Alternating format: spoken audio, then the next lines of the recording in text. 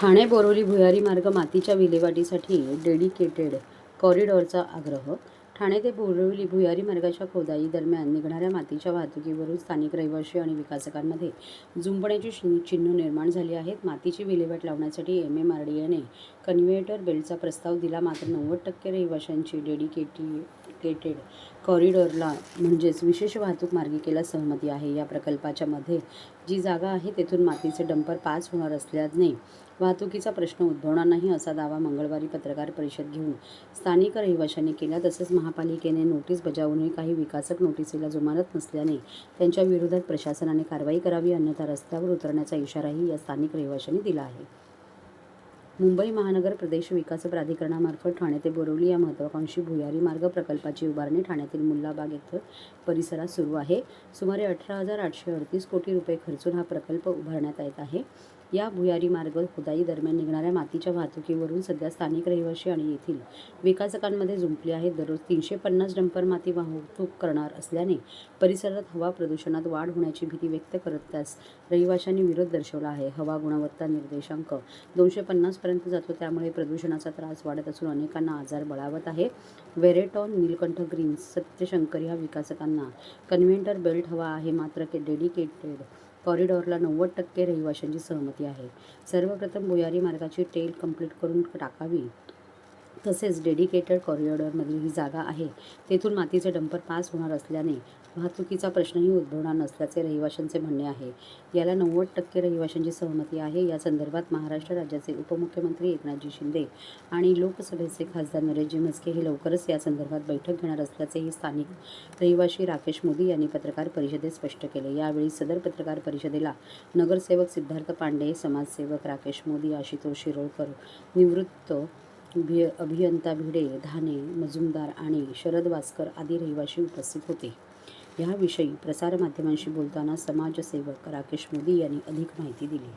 आमचे Thane project affected पर्सनची ही team आहे. त्याच्यातल्या बऱ्याचशा टेक्निकल MMRDने जेव्हा हे टनलची प्लॅनिंग केली त्याच्यातल्या बऱ्याचशा चुका होत्या. त्याच्यामुळे आमच्या इथले 5,000 रहिवासी जे फॅमिली आहेत त्यांची लाईफ इफेक्ट होणार होती. त्यासाठी आम्ही सुरुवात केली आणि सुरुवातीला सगळ्यात मोठा विषय होता की अंडरग्राउंड टनल, आम्हाला हा सत्यशंकरच्या पुढेपर्यंत अंडरग्राउंड टनल करायला पाहिजे होता आणि ती सगळ्यात मोठी आमची डिमांड होती.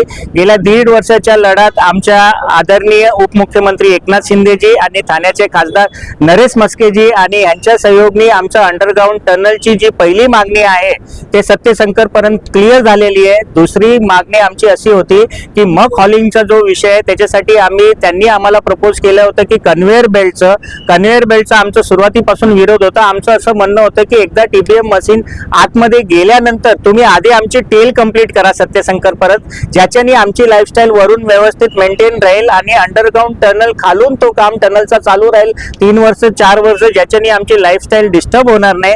त्यासाठी आमच्या प्रोजेक्ट इफेक्टेड टीम मध्ये आमचे टेक्निकल पर्सन मध्ये भिडे काका, शरद वारसकरजी, प्रसन्न मुजुमदारजी, त्याचबरोबर ढाणेजी, असे 4-5 जे रिटायर्ड MMRD MSRDC ह्याच्यातले मोठ्या पोस्टवर राहिलेले ज्यांनी अटल सेतूचं काम केलं त्या टीम आणि MMRDची टीम मिळून ह्याच्यावर वर्किंग करत होती की whether tail can be completed first before starting of the tunnel. तर त्याच्यावरती वर्किंग केल्यानंतर असं लक्षात आलेलं आहे की टेल पूर्वी कंप्लीट करू शकत नाही.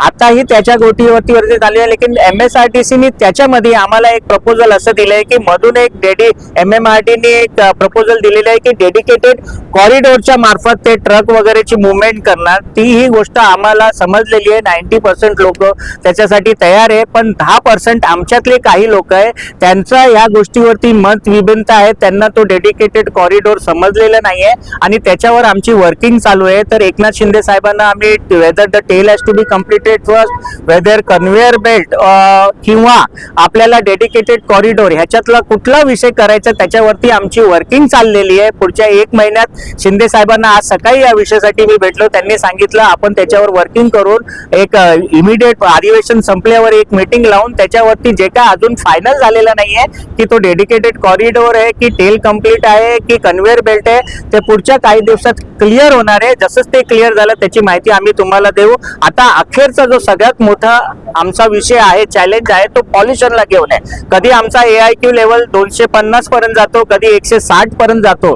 तर या AIQ लेवलला कसं मेंटेन करायचा, इथली लाईफस्टाईल, इथली हवा कशी प्युअर करायची, कारण आमच्यातल्या बऱ्याचशा लोकांना लंग्सचा प्रॉब्लेम होतोय, पॉल्युशनचा त्रास होतोय, आमच्या लहान मुलांना आम्हाला खिडकी उघडता येत नाही, असे बरेचसे प्रॉब्लेम आहे. त्याला घेऊन फक्त मेजर प्रॉब्लेम MMRDAचा हा टनलचा कॉन्ट्रॅक्टर नाहीये. त्यांना आम्ही जे काही सांगितलं होतं, साहेबांनी जे आदेश दिले होते त्याप्रमाणे ते त्यांचे नॉर्म सगळे फॉलो करतायत.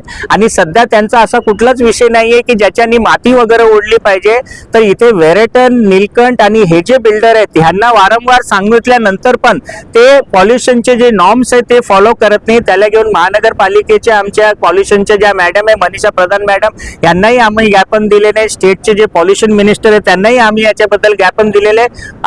TMCनी त्याच्या अगेन्स्ट या बिल्डरांना नोटीस पण दिलेली आहे, पण हे लोक ती गोष्ट फॉलो करत नाहीये. तर आज आपल्या माध्यमातून आम्ही मागणी केली होती, तुम्ही ती लोकांपर्यंत पोहोचवली म्हणून आमचा टनल, अंडरग्राऊंड टनल तिथपर्यंत गेला. आज परत तुमच्याकडे हीच मागणी आहे की पॉल्युशनचा आमचा जो विषय आहे त्या लोकांपर्यंत पोहोचून तीही मागणी आमची, इथला पॉल्युशन लेवल खाली झालं पाहिजे आणि आमची इथली जी लाईफ आहे ती जगण्यासारखी झाली पाहिजे.